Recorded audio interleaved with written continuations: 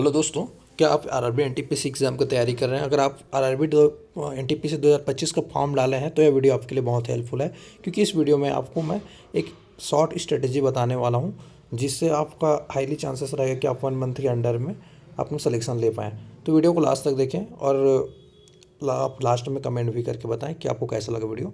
पहले हम डिस्कस करते हैं। पहले यह एग्ज़ाम 2 पैटर्न में होगा। बेसिक चीज़ों पे हम पहले डिस्कस कर लेते हैं, ठीक है। टायर 1 एंड टायर 2 में होगा, ओके। जिसमें से आपका टायर 1 में आपका रहेगा टोटल 100 नंबर का, जिसमें से maths 30 number, reasoning 30 number, GK GS 40 number. 1.5 घंटे का एग्ज़ाम रहेगा, जिसमें कट ऑफ आपको ऑलमोस्ट 100 में से 75 से 80 नंबर लाना ही रहेगा यार, ठीक है। ये जर्नल के लिए बता रहा हूँ मैं ना। अब इसमें कोटा वाइज आपका कम भी होगा, एसटी एससी और ओबीसी का थोड़ा बहुत कम हो जाएगा, ओके। फिर टायर 2 की जब बात करते हैं 120 नंबर का होगा। इसमें वेटेज थोड़ा सा बढ़ जाएगा, टाइम सेम रहेगा ना, 90 मिनट का रहेगा, बट वेटेज बढ़ जाएगा। मैथ से 35 नंबर का, रीजनिंग 35 और जीके जीएस 50 नंबर का, ऐसा कुछ आपको देखने मिलेगा टायर 2 के लिए। और इसमें आपको कटअप लगभग चाहिए रहेगा 90 नंबर तक का, ठीक है। हम बात करते हैं स्ट्रेटजी पे, क्योंकि ये इंपॉर्टेंट है। 1 मंथ बचा है एग्ज़ाम में, अभी मार्च चल रहा है।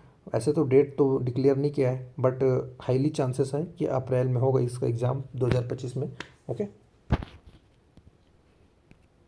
पहले हम बात करते हैं स्ट्रेटजी में ना। पर आपको तो सिलेबस फिनिश करना ही होगा। ऑलमोस्ट अभी तक तो आप कर ही चुके होगा, ऐसे तो मैं मान के चलता हूँ। अगर नहीं किया हो तो पहले सिलेबस फिनिश करो यार, रिवीजन करो उसका अच्छे से। फिर यहाँ पास मैं ओवरव्यू बता रहा हूँ ना, इसको फिर डिटेल में भी डिस्कस करूँगा। मॉक टेस्ट दिलाना बहुत ज़रूरी है, कंपलसरी है। उसका एनालिसिस भी करना कि आपका कहाँ पास प्रॉब्लम्स आ रहा है, कितना नंबर कम ज़्यादा हो रहा है उसमें, ठीक है। फिर उसके बाद प्रैक्टिस। प्रैक्टिस कैसे वाले प्रैक्टिस की बात करें, यहाँ पास हैंड से डायरेक्ट बुक उठाओ और क्वेश्चन सॉल्व करते चलो। जैसे कि मैथ्स हो गया, रीजनिंग हो गया, इसको डायरेक्ट प्रैक्टिस बेसिक बोल रहा हूँ। शॉर्ट टर्म में रिवीजन करना है ओनली इंपॉर्टेंट टॉपिक का, ज़्यादा आपको टाइम वेस्ट नहीं करना इधर उधर। जीके जी ऐसा है, इसमें आपको इंपॉर्टेंट टॉपिक चूज़ करना है, उसको रीड करना है, पढ़ना है। मैं अभी इंपॉर्टेंट टॉपिक भी कुछ चीज़ें बता दूंगा आपको। टाइम वेस्ट तो करना ही है। टाइम वेस्ट मतलब घूमना फिरना बस में नहीं आता है। आपको 1 महीने का बस समय है, तो आपको टोटल फोकस किस में रहना चाहिए, पढ़ाई में रहना चाहिए। टाइम वेस्ट इस मैटर से भी बोल रहा हूँ कि आप ज़्यादा नोट्स वोट्स बनाने में ज़्यादा टाइम वेस्ट मत करते हो, डायरेक्ट बुक खरीद लो। अगर आपको बुक का वीडियो चाहिए तो मैं आपको अलग से एक वीडियो बनाकर बता दूंगा कि आपको कौन कौन से बुक पढ़ना चाहिए। ऐसे मार्केट में बहुत सारे बुक्स अवेलेबल है, वीडियोस अवेलेबल है, लेकिन आप डाटा को कम करो जितना कम हो सके, और उसको बार बार रिविजन कर सको, उसको पढ़ो, ज़्यादा मज़ेदार रहता है वैसे में। तो मैं आपको रिकमेंड कर दूंगा उस चीज़ में। बट एक बार थोड़ा शॉर्ट से हम लोग पहले सिलेबस में भी डिस्कस कर लेते हैं। सिलेबस क्या है एक बार दिखा देता हूँ आपको मैं। मैथ्स का ये रहा, मैथ्स का सिलेबस, आप इसको स्क्रीनशॉट भी ले सकते हो, ठीक है। इसमें मैं कुछ चीज़ों को बता देता हूँ कि आपको पहले किसको पढ़ना चाहिए। पहले इजी टॉपिक को पहले पढ़ो यार, 30 नंबर का है, ठीक है ना। 30 में आपको 30 तो लाना ही है। अगर 30 नहीं आ पा रहा है तो आपसे तो 25 तो एटलीस्ट ट्राई करो, आना चाहिए आपसे, ठीक है, तभी आपको सिलेक्शन हो पाएगा, अदरवाइज नहीं। तो इजी इजी टॉपिक को पहले चूज़ कर लेते हैं हम इसमें से। आपको ट्रेन का पढ़ रहे हो तो ट्रेन तो पहले निपटा ही लो, ठीक है ना। टाइम स्पीड डिस्टेंस पूरा टॉपिक नहीं पढ़ते हो तो ट्रेन को पहले निपटाओ, फिर नाव एंड धारा को निपटाओ, ठीक है। इतना टॉपिक कंप्लीट करने के बाद आपको इजी इजी टॉपिक है ना, एज है आपका, आयु, इस वाले को पार्टनरशिप है, ठीक है, मिक्सचर एंड एलिगेशन, ये इजी टॉपिक है ना, इसको जल्दी जल्दी आप कर सकते हो। फिर उसके बाद आपका आ जाएगा सिंप्लीफिकेशन। टिग्नोमेट्री मत करो, हाइट एंड डिस्टेंस उसमें से कर ले सकते हो, जल्दी से हो जाएगा वो। आपका सांख्यिकी जल्दी से हो जाएगा, प्रायिकता जल्दी से हो जाएगा, प्रोबेबिलिटी आपका, ठीक है ना। और हम लोग और अदर टॉपिक में अगर मैं चेक करता हूँ ऊपर से, तो हाँ, ये जो अपना 5 टॉपिक है उसके बाद उसको चूज़ कर सकते हो। परसेंटेज, लाभ हानि, उसके बाद डिस्काउंट, SI CI, ठीक है। रेशियो प्रोपोर्शन इजी टॉपिक है ये भी, ये सब तो बता ही चुका हूँ। उसके बाद टाइम एंड वर्क है, टंकी नल है, इसको कर सकते हैं अपना इजीली। एवरेज, ये भी इजी टॉपिक है, ज़्यादा कुछ नहीं रहता इसमें। सिंप्लीफिकेशन, उसके बाद नंबर सिस्टम है, okay. LCM HCF number system के अंदर में आ जाता है। अब एडवांस टॉपिक में हम बात करते हैं तो टेक्नोमेट्रिक है, 2D 3D है, ठीक है, जियोमेट्री है। तो ये सब एडवांस टॉपिक है, उसको लास्ट में कर सकते हो, लेकिन सबको करना ज़रूरी है, कंपलसरी है। मैथ्स का कुछ इस तरीके से हो गया। बट हम लोग अगर बात करते हैं किसकी, रीजनिंग की, तो रीजनिंग के लिए आपको मैं डायरेक्ट बोलूँगा टेस्ट दिलाओ, बात ख़त्म। सेक्शनल मॉक टेस्ट दिलाते रहो, इसमें से आपका 30 नंबर में आप देखो कि कितना नंबर आ रहा है। आप एटलीस्ट ट्राई करो कि इसमें 30 में से 30 आए। अगर नहीं आ पा रहा है आपसे तो आप एक काम कर सकते हो, यूट्यूब से वीडियोस देख सकते हो। वीडियोस देखकर आप, बहुत लोग का वीडियोस अवेलेबल है, अगर आपको नहीं पता तो आप सर्च कर लेना यार। जो टॉपिक, बस का आपको टॉपिक वाइज सर्च करना है, जो टॉपिक में दिक्कत है उसको सर्च करो और डायरेक्ट उसको वीडियो देखो और प्रैक्टिस कर लो। बुक उठाओ, डायरेक्ट प्रीवियस ईयर उठाओ, ख़त्म, सॉल्व कर दो।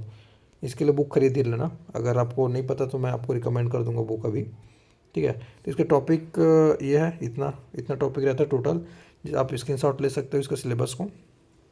अब बात करते हैं हम लोग जीके की। जीके जीएस जो है इसमें हम लोग मेन डिस्कस कर लेते हैं, ठीक है ना। जीके जीएस टोटल आपको पूछा जाएगा 40 नंबर का, ठीक है, जिसमें से जीएस को हम लोग अलग कर लेते हैं 15 नंबर, ठीक है। तो अब टोटल 40 में कितना बचा, अब 25 नंबर बचा इधर जीके के लिए ना। तो 15 नंबर आपका स्टैटिक और करेंट अफेयर से पूछा जाएगा। तो स्टैटिक और करंट अफेयर का टॉपिक मैं अलग से उसको मेंशन करके बता दूंगा, बट यहाँ पर हम मेनली डिस्कस कर लेते हैं। आप जीएस में जो 25 नंबर है वो किसका रहेगा उसका ना, तो जीके का, सॉरी यार, ठीक है ना। जीके का अब आपको 25 नंबर कितना, कौन कौन सा दिखेगा सब्जेक्ट है उसमें रहेगा। हिस्ट्री रहेगा, जियोग्राफी रहेगा। हिस्ट्री में तीनों ना, एसेंट, उसके बाद मिडेवल और उसका मॉडर्न। उसके बाद जियोग्राफी रहेगा, उसके बाद पॉलिटिक्स रहेगा। पॉलिटिक्स में कॉन्स्टिट्यूशन पूरा आ जाता है आपका। इकोनॉमिक चौथा सब्जेक्ट, ठीक है। इतना 4 सब्जेक्ट आपको समझ आ गया। अब इसके अलावा आपका और सब्जेक्ट रहता है साइंस। साइंस में आपका आ जाता है 3 सब्जेक्ट, बायो, केमिस्ट्री और मैथ, सॉरी फिजिक्स, ठीक है। तो ये आपका 3 सब्जेक्ट रहेगा, जो आपका लगभग आपको वेरी करेगा 6 से 7 नंबर आपका ले लेगा ये। तो 25 में से 6 से 7 नंबर, अगर हम 7 में नंबर माइनस करते हैं तो 18 नंबर बचा है, ठीक है। 18 में हम लोग 2 से 3 क्वेश्चन कंप्यूटर का बोल देते हैं, तो अब बच गया 15 नंबर, ठीक है। 15 नंबर किसके लिए, वो जो 4 सब्जेक्ट बोला हो ना वहाँ से, उसमें भी इकोनॉमिक का मैं डिवाइड कर देता हूँ, 2 से 3 क्वेश्चन इकोनॉमिक का रहता है। तो लगभग 12 क्वेश्चन बचा है आप कितने सब्जेक्ट के लिए, 3 सब्जेक्ट के लिए, ठीक है। हिस्ट्री, जियोग्राफी एंड पॉलिटिक्स, इन तीनों सब्जेक्ट के लिए लगभग 12 नंबर मान के चलो। तो यहाँ से आप इस सारे सब्जेक्ट को रेडी कर सकते हो। मैं सिलेबस इसका एक बार दिखा देता हूँ, आप स्क्रीनशॉट इसको भी ले सकते हैं। जूम करके दिखा देता हूँ यार ताकि आपके लिए ईजी हो, ठीक है। ये आपका एशियन हिस्ट्री है। एशियन हिस्ट्री में भी आपको पूरी चीज़ें पढ़ना नहीं है, इसमें आपको शॉर्ट चीज़ें पढ़ना है। आप सिंधु घाटी सभ्यता पढ़ लो, ठीक है, हल्का सा, वहाँ तक आपका चांसेस रहता है पूछने का। फिर उसके बाद आप थोड़ा सा मौर्य वाला टाइमलाइन को पढ़ लो, थोड़ा सा ये वाला इंपॉर्टेंट रहता है, मौर्य और गुप्ता वाला जो टाइमलाइन है, और चोल वाला थोड़ा सा, बस इतना ही। जो जैन और बुद्ध वाला है उसको आप बाद में पढ़ लेना, इसके बाद, वो भी इम्पोर्टेंट है, बस उसके बाद। अब इसमें हम बात करते हैं मिडिवल में, तो मुग़ल वाला टाइमलाइन को पढ़ लो, मुग़ल वाला इम्पोर्टेंट रहता है थोड़ा सा, और ठीक है, ज़्यादा नहीं पढ़ना तो ठीक उतना ही पढ़ लो। उसके बाद आ जाता हूँ main modern history. Modern history का ज़्यादा पूछते हैं, तो मैं बोलूँगा मॉडर्न हिस्ट्री कंप्लीट कर ही लो। बट अगर पूरा मॉडर्न हिस्ट्री अगर नहीं कर पा रहे हो तो गांधी भाई सबको तो पूरा कर ही लो, गांधी इंपॉर्टेंट रहता है ना। और वायसराय वाला जो चीज़ें हैं, ठीक है ना, गांधी तो करना ज़रूरी है। आईएनसी, इंडियन नेशनल कांग्रेस, ये कंप्लीट, ये करना ज़रूरी रहता है। खैर सब एक दूसरे से कनेक्टेड रहता है, करोगे तो बड़ा मज़ा आएगा। इसको वीडियोस के थ्रू कंप्लीट कर सकते हो, और या फिर आपको जैसे भी लगे बुक में भी कर सकते हो, बट एक बार वीडियो और बुक दोनों से होकर जाओ तो ज़्यादा मज़ेदार रहेगा।